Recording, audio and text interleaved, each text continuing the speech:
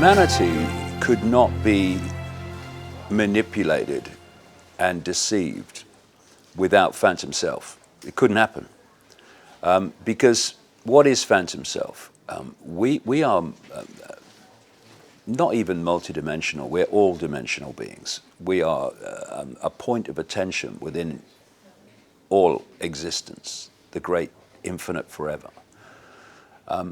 But if we have our perceptions programmed, manipulated into a sense of the five-sense world alone, then we can cease to self-identify with infinite I and start to self-identify with little me. If you said to almost anybody, who are you? They'd give you their name, they'd give you perhaps their job, they'd give you their country, they'd give you their religion, you know, whatever. How many would say, I'm infinite awareness having an experience, having a human experience? Very few would say that, because that's not the way people self-identify. Why? Because from the earliest age, we're led to identify with the five-sense world, to identify the experiences we're having with the nature of who we are. So, you know, when you look at a human life, unless you've got aware parents, from the moment you leave the womb, the programming of your sense of self-identity starts. And then, of course, it's hit by the education system, which is devastating, giving you the state's version of everything, including the state's version of you, scientific version of you. I mean, what does science in its central mainstream nature say? That we're a cosmic accident that have a few years in some form of awareness and then cease to exist. Now, what is that telling a child? What is that telling an adult as they get older?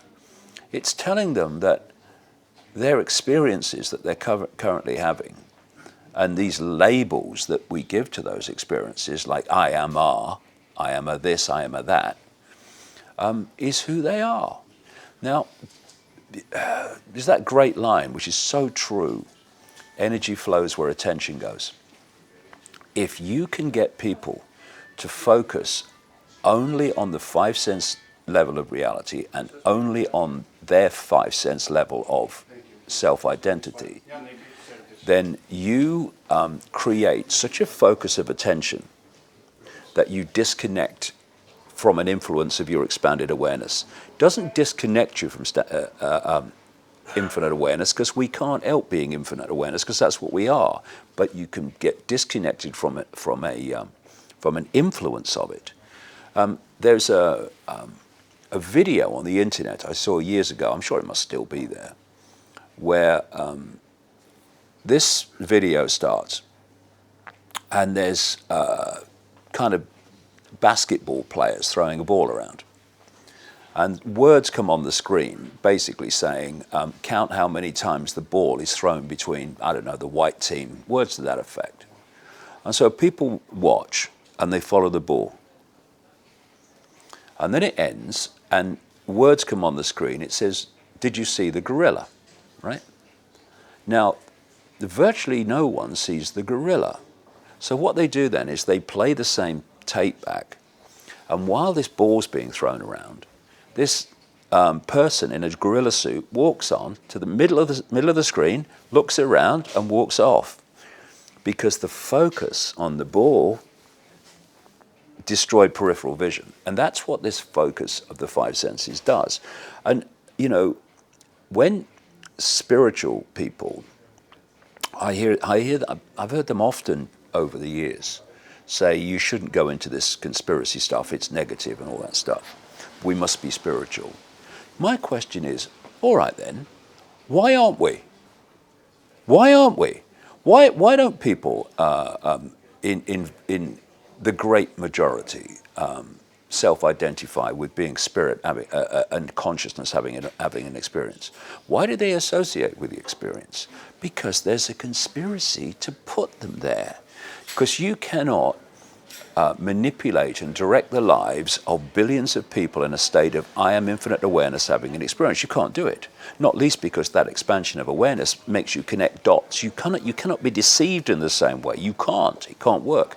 So they have to put us in phantom self mode for us to be manipulated, for us to be controlled. Once you're in phantom self mode, you are in a sense of isolation. And that sense of isolation and groups of people who are in a state of isolation can be played off against other groups to divide and rule the target population. Those in infinite awareness know we're all one, so what are we fighting for? But that's not what it's like from the perception of phantom self. And then comes the question, well, what do we do about it? Well, first of all, we have to seek enlightenment, don't we? No, well, we don't. We don't. This is the whole point. We are enlightened. The reason we get caught in phantom self are all these onion skins, layers of perception programming that we are put through from cradle to grave. I mean, look at it. You come out of the womb, you're influenced by your parents who've been through the system you're about to go through. You then in a ridiculously short time, you're sitting at a desk being told about everything by a teacher that's representing the state, representing the system's version of everything, and woe betide the teacher if they don't, because they won't be a teacher very long. And then you go to higher education, and professors basically tell you what to think. And then you go out into the world, and you look at the institutions of the world from where the population gets its sense of reality from.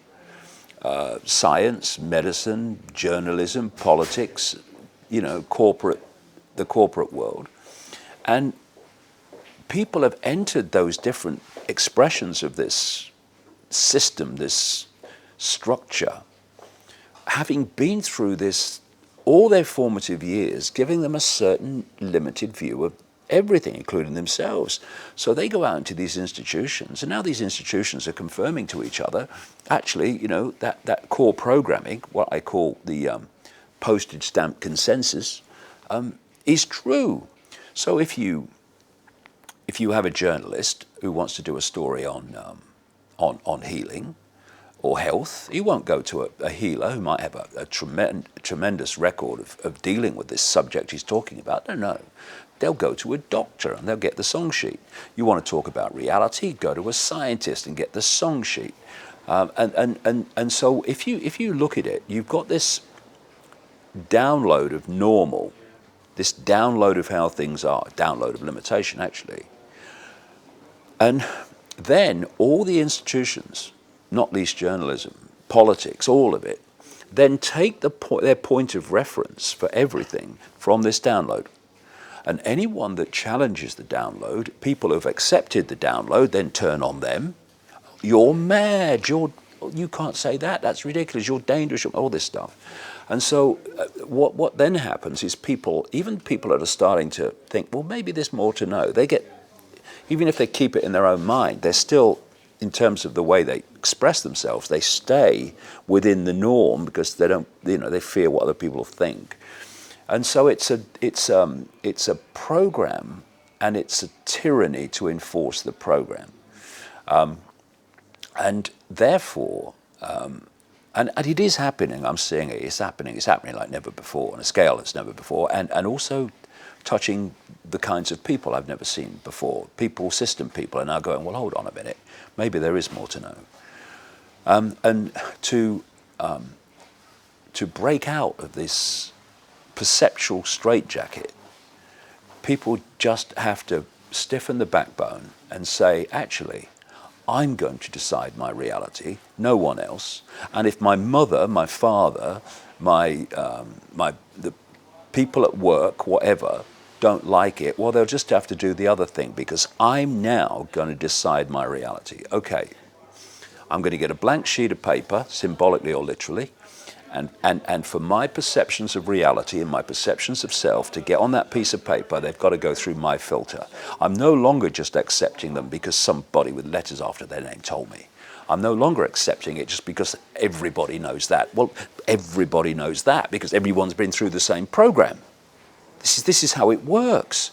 you know, and so it's this awakening. What is this awakening that people talk about?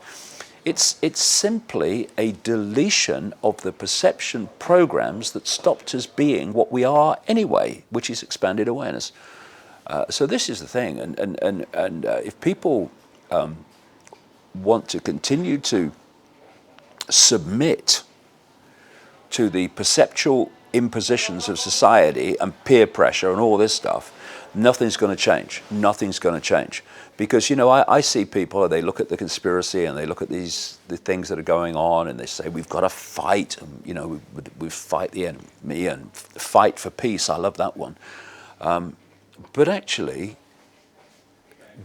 the ultimate revolution, and actually the only revolution that ever changed anything, is a revolution of perception, because from that everything comes.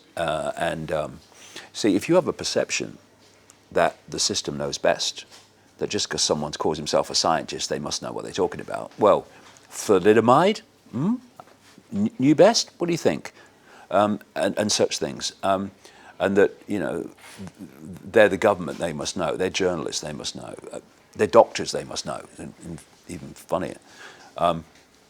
Then they're not going to change anything. What they need to do is to realize that you know, we have the ability and the right to decide our own perceptions, and that means not being lazy. It means not accepting the way things are just because that's what people accept the way things are, but actually look at it, do some research, and when you take this postage stamp consensus of normal belief and you put it through that filter to see if it will get on that blank sheet of paper and earn its place, it's extraordinary. Virtually nothing earns its place that we've been told from cradle to grave to believe in. So it's a perceptional revolution, not least the perception of the nature of self, that will change everything, because it is the program nature of those things that have put us where we are. We just need to remove the cause of the problem. Living in a third dimension, how did or do you recognize the phantom self? And how do you cope with this to transform it in your daily situation?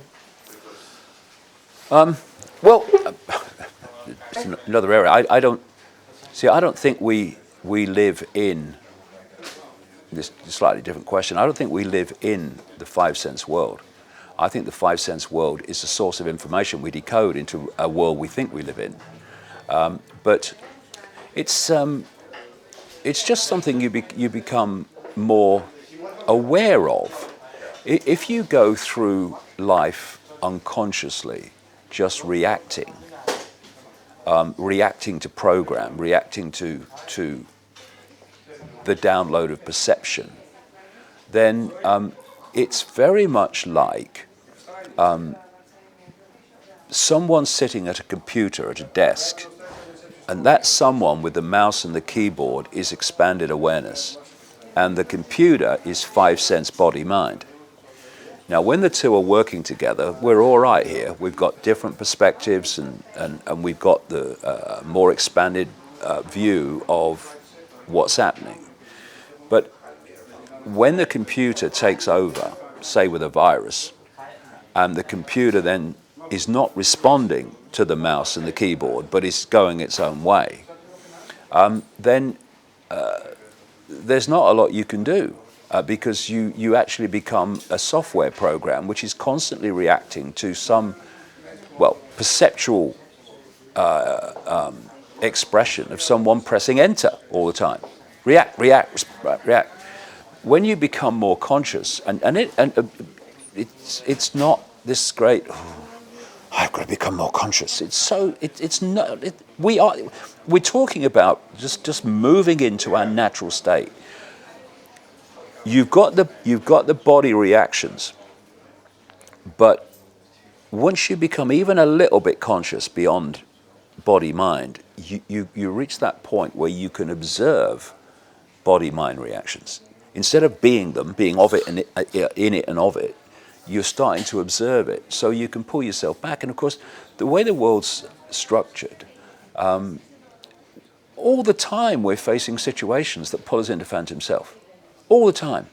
But you know, my experience is, and it's a constant thing to do, is that once you become even a touch more an observer of yourself or what you think is yourself, then you can start to pull yourself back. It doesn't mean you won't get pulled into a reaction, but pretty soon you'll been pulled in again, illusion, been pulled in again, and then you pull yourself back, and eventually you don't go there at all. I'm not saying I'm there yet, but you get a point where you don't get there at all because it's no longer part of you. You are the observer as well as the experiencer, and the experiencer and the observer become one seamless unit. And very much for me, not just symbolically, but literally within this world, that unity of the observer and the experiencer comes from the heart and the head and the emotions becoming one. I've found it very interesting to read that there's an organization in America, I've read quite a bit about here and there over the years, called the Heart Math Institute, which looks at the power of the heart, the electromagnetic heart, the energetic heart, what people in the East call the heart chakra and that. And one of the things they say they found in their studies is that when the energetic field of the head, the brain, the energetic field of the heart, which is the most powerful, they say, electromagnetic field in the body, and the central nervous system are in what they call energetic coherence, in other words, harmony.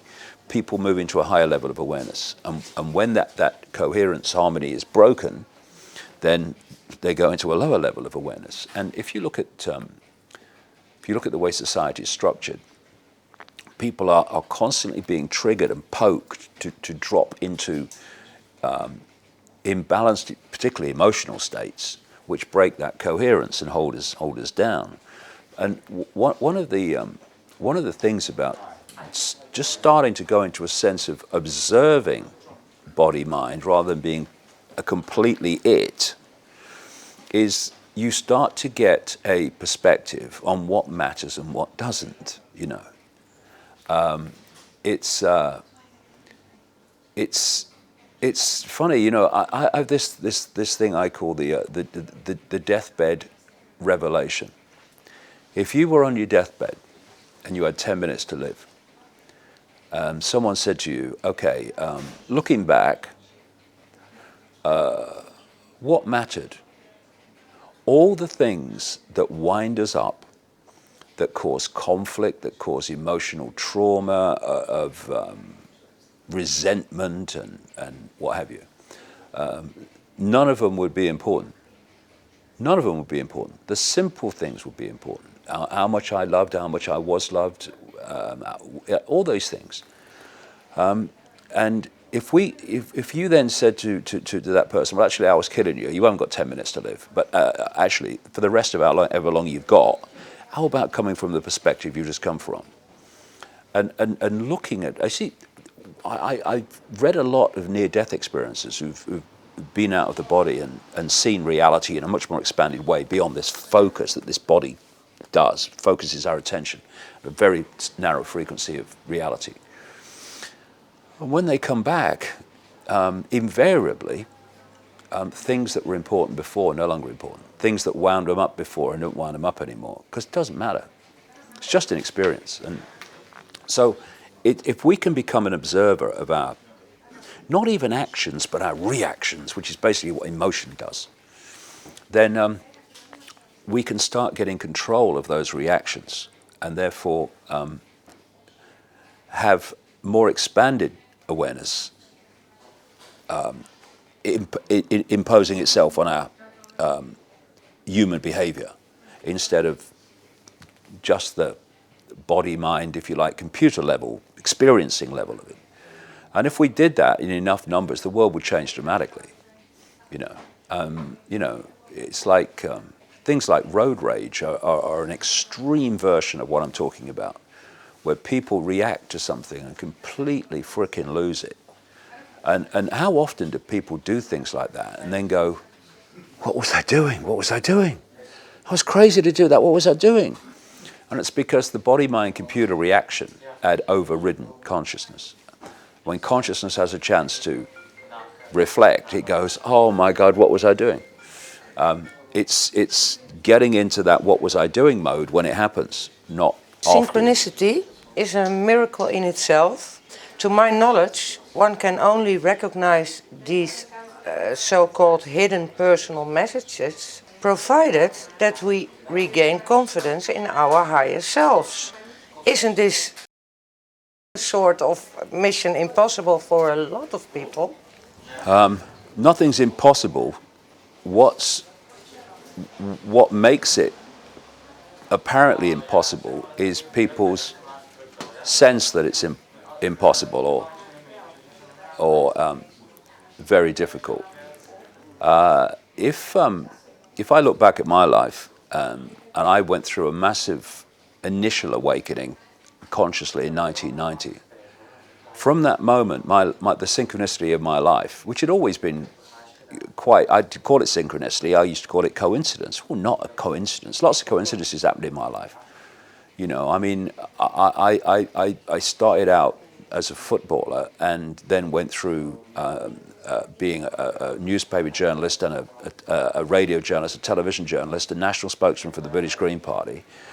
And the synchronicities that made that happen, the coincidences, the bits of luck, were extraordinary. But once I'd had this awakening in 1990, it became ridiculous. You know, I've written all these books. I've put all this information together over 26 years. I'd probably what have I written? Over the years, probably the best part of 20 books. I'd probably be on book 3 or 4 by now without synchronicity. Synchronicity has been extraordinary. It's led me to people, or it's led people to me. It's led me to experiences. It's led me to documents. It's led me to books that have given me the puzzle pieces. Yeah, wow. Without that synchronicity, I couldn't have done what I've done. I mean, if I'd have thought, okay, I'm going to uncover this now, and I went in search of uncovering it, forget it. Forget it. The reason you can uncover it is because some force is bringing the pieces to you. And without that, you couldn't do it, not on any level. So why is it that you become more synchronistic? Well, there seems to be a law of physics that the more you expand your awareness, the higher your frequency. And the higher the frequency, the more information you can process, you can filter, you can work with. So when you're in little me, I've got no power mode, then you're in a low frequency state, not because you're worse than anyone else or you're a failure, but just reflecting your state of being. And therefore the amount of information, which is what energy is you can process is very little. When you expand your awareness, and anyone can do it, then you're processing more information. And this processing more information makes you much more open to synchronicity, because your energetic field can attach to more fields for a start, but it can attach to higher fields, and it can draw them into, you can draw them in, and we draw these fields in, and we call them people, documents, experiences, etc. And we say, whoa, what a coincidence, fancy meeting you here. Well, actually, what if they were an energetic field and you were an energetic field? And actually it's the attraction of the energetic fields that have created what appears to be a coincidence in the world of the holographic world of the illusory physical, as I would call it. And actually it's not an accident or a coincidence, you've drawn it to you. This is why when people say, okay, what I want to do now, I want to break out of the program. I want to be the true magnitude of who I am. And if you really mean it, it's not just words, you mean it, you have that intent. That intent draws to you energetic fields called people, places, locations, ways of life, experiences, bits of luck, that have attached to you because they've attached to your intent. And what you bring towards you is what you need to achieve that intent. And as I say in the talks, sometimes it's people you would rather not have in your life, but your intent is that you want to be your true self. Okay, so why aren't you your true self? Well, because of all these layers of programming, perception programming, and this, that, and the other. Okay, so what that intent is going to do, it's going to bring to you the experiences you need to delete that stuff, so you achieve your intent. And it can be a challenging time, and people can say, oh dear, if this is spirituality, you can stick it. I don't like these. But if you keep with it, you come out the other side with your intent achieved. What we put out and pull towards us is constantly dictated by our state of being, by our intent, by the nature of what we put out, we get back. I call it vibrational magnetism, for want of a phrase. And this is why the more you open. When I talk about expand your awareness, the more you open your perceptions to greater possibility. Oh no, this is how it is. Well, maybe there are other ways of looking at it. What's happening? You're expanding your awareness by saying, well, I'm open to looking at it in another way. It's happening already. And then your frequency is increasing. Then you start to attach to different energy fields. Now suddenly what you were pulling in before, this type of person, that type of experience, that type of opportunity or lack of it, now you're pulling in something else here and your life's starting to change. And you think, oh, I've got this synchronicity in my life. What's just happened? Well, that's just happened. That's why it's happened. And it's this appreciation that the power over our lives is always with us. And this manipulation of perception is in effect a hijack of that power. If I have a certain perception, I will create a certain reality. If something externally hijacks that perception, I will still create the reality, but it's a reality coming from an externally downloaded perception, which would be different without the download. So this is where the education system and the media and peer pressure, this is where it all comes from. This is where the blank sheet of paper is so important. If you say to people, tell me what you believe, tell me what you believe, tell me how you think things are. Okay, well, let's go through them one by one. Where did that come from? It will be almost certainly, not every time, but almost certainly, it will be an external source. And you go, okay, well, how do you know that external source was right? And then you see the kind of, well, actually, I don't really know. Exactly, now go through all of them. And you realize that what you've done is you've taken your perceptions from external sources of information. You've created a construct you call, this is how I see things, which is not how you see things, it's how you've externally accepted yourself to see things. And that perception of how you see things will draw to you an expression of that state of perception. In other words, if you can download someone's perceptions, you will dictate the life they live. You will dictate the opportunities they have or don't have. This is how it works. And therefore, the great news from all this is we have the power. We just have to say, hold on, I'm deciding my perceptions from now on. Never mind what's gone before. Never mind what you said. I'm deciding them, right? And then we can create a reality that reflects the true self rather than someone else's version of what we should be. And if enough people do that, the world changes. Because the world is as it is because people have accepted the download and they're living the life individually and collectively that suits that which made the download in the first place. The only revolution that's going to change anything is a revolution of perception. And that's the revolution that's starting to happen. The stirring has started. The stirring has started. And the next 5 to 10 years are going to be amazing. because the stirring is going to become a tidal wave.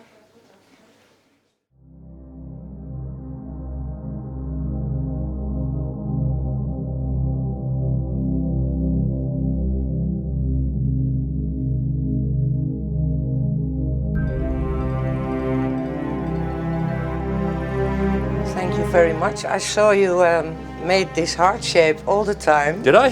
Did you notice? I didn't know. I love it. It's beautiful. So I would say Body language. continue and go on. Keep on the good work. Thank you. Thanks for it. We love you. It's been a pleasure. Thank you.